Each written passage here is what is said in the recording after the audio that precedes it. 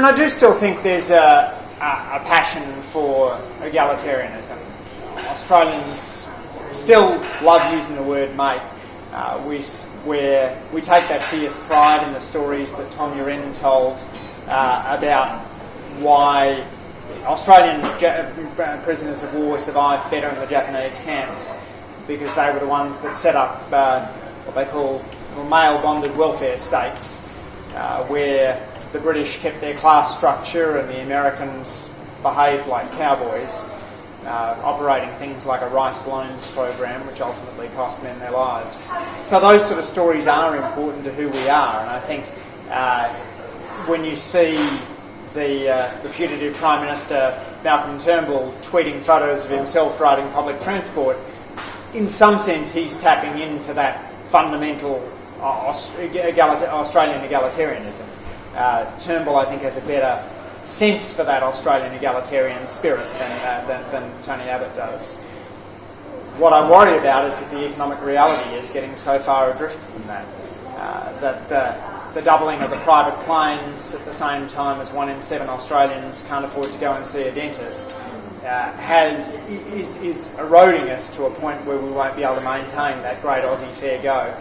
I think we do need budgets that reinforce things like a carefully targeted means-tested social safety net, rather than trying to give more to those at the top and take more from those at the bottom. Yeah, I mean, demography is certainly a challenge. We need to be aware of the changes in demographic structure, but there's other big challenges for Australia too, like boosting innovation, dealing with climate change and tackling inequality.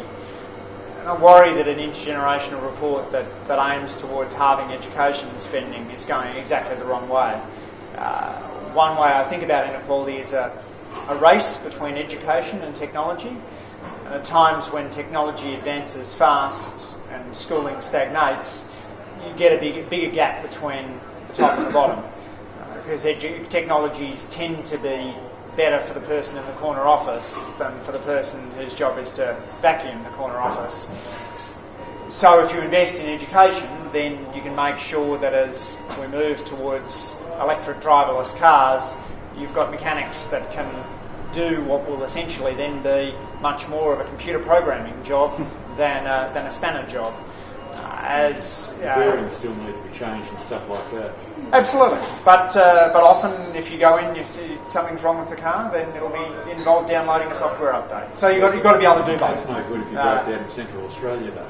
That's one of the problems people have. Absolutely, but the job of a mechanic is a different job now than it was, and it will be a different job again in the future. So, I was out in Pilbara recently, and you really get a sense of the heavy use of technology in mining today, and the importance of not just being strong and hard-working, but also having the skills to read and follow a manual, to work as a team, to deal with diverse challenges as they come up.